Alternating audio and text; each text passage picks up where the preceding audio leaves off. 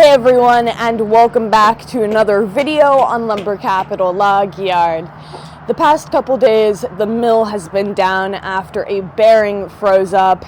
This is not a good thing to go out on the mill. It's quite a complicated process to replace it. So today, Grandpa is up here with the new bearing, here to replace it. Hopefully by tomorrow, we can have the mill back up and running. So without further ado, let's get into the video.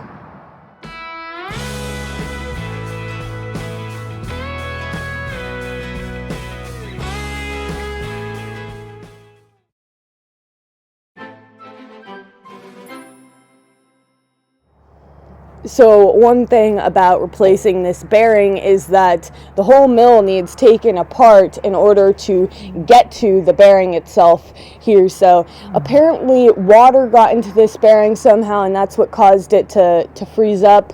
But we have the new part here. It wasn't cheap, but what can we do? We have to just suck it up here. So as you can see, the whole mill is just torn apart here. It's going to take pretty much all day to get this piece back up and in there, and then the whole mill put back together. But let's hear from Grandpa a little bit about the process.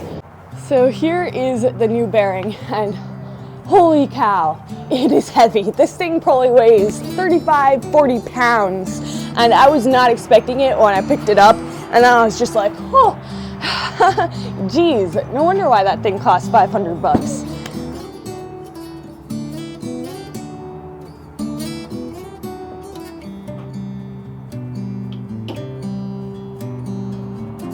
So Grandpa, what are you taking off of this old bearing here? I'm pulling the key out of here because I got to put it in the new one.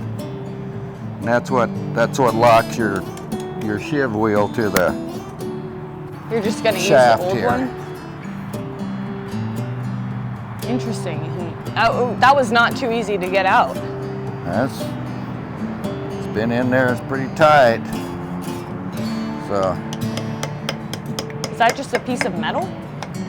Yeah, that's a keyway, and that locks everything together so that your shiv's got something to get a hold of. Now what we did yesterday, seems as this is the first time we've ever had to do this,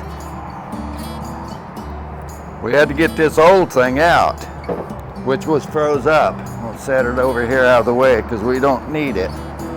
This is an oil bath double bearing in there that transfers your power from your motor actually when it clutches to your saw blade. Ain't a lot of room to work in there, and there's a lot of things you got to take off to get to it. So it was quite a task yesterday. I think if somebody had done this before, they could probably do it a lot faster than I did. But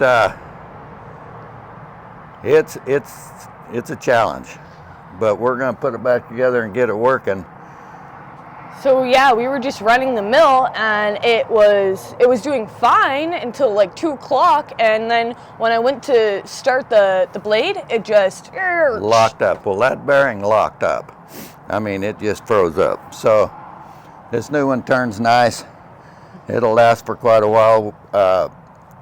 It's really hard. You're supposed to drain these things about every 600 hours or something and check the sight. This hose is your sight level, oil level. I'm going to do this a little different. I'm going to put it on there because you can't get to these. You can't get to them. So I'm going to run this hose out, and I'm going to put a splice in it. I'm going to put a little thing in there so we can get to it out here. You can see your oil level still, but when you want to drain it, you can pull that apart and go down and... So we're doing a little bit of a modification here. Yeah, if I can lay in here somewhere. I hope it didn't get knocked off.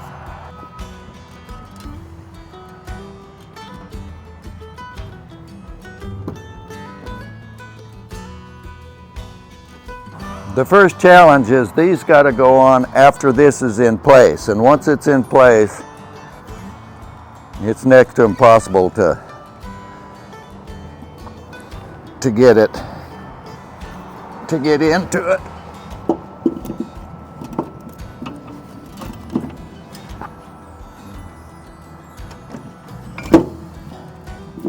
So I'm going to try to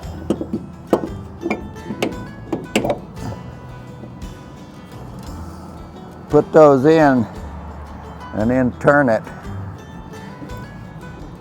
That's the top one. Okay, that's the vented one. If you look in here, there's just no room to work. You can't use a standard wrench, and I've got to screw those in. That's the bottom one.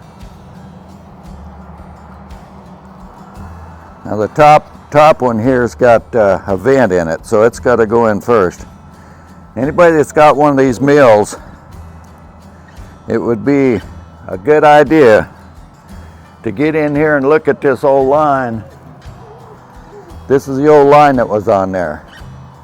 And I've been informed they should be changed out every year or so because he said they dry rot.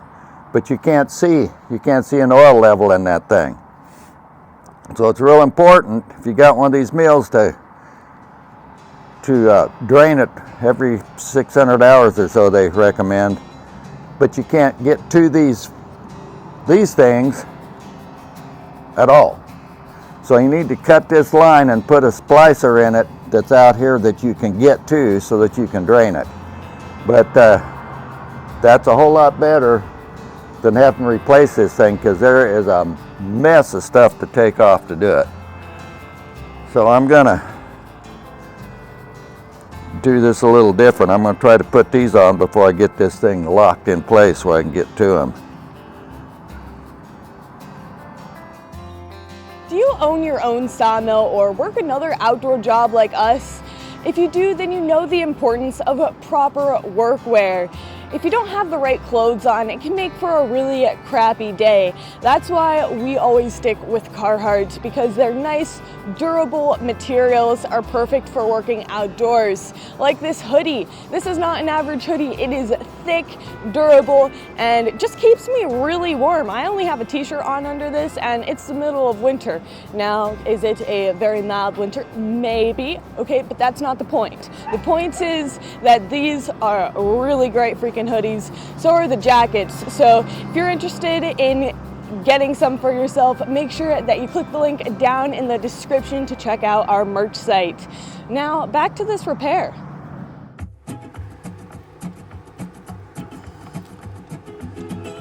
Okay, what I'm doing now is getting these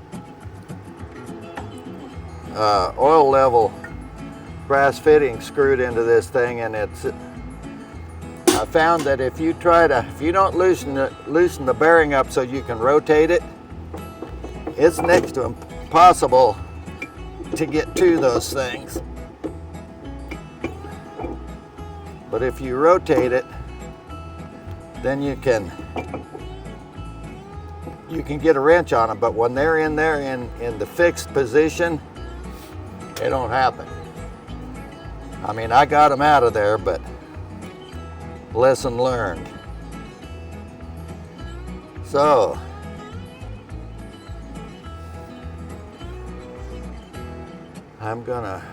where'd that hose go? Now what I have to do is get that on there and get a clamp on it. I wonder if I can go over the top with this and reach. No, I can't. Got to go up in there.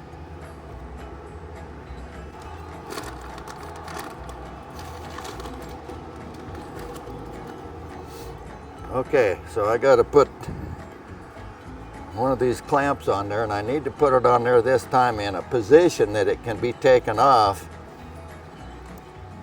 when the next poor soul has to change this thing.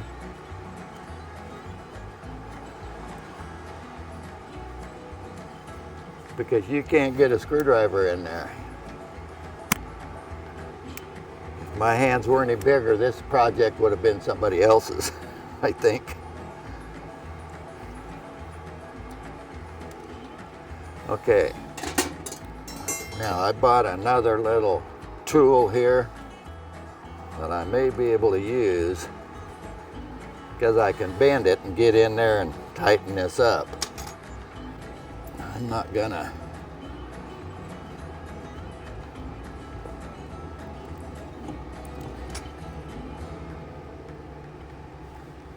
I don't want that one on there because I got to fill this up.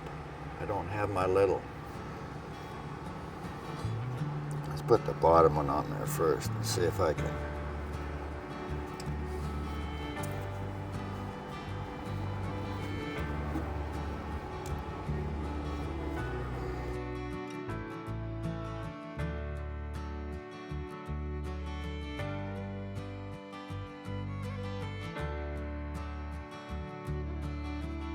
Here's the ATF.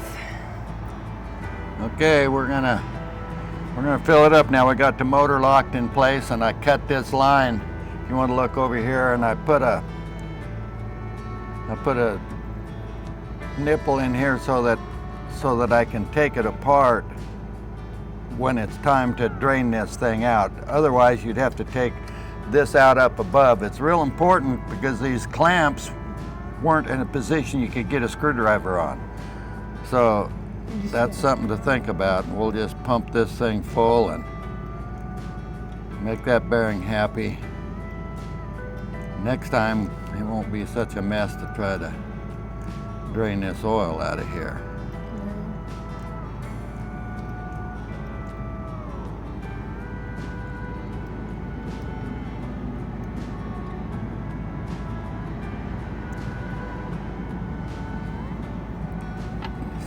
Level is.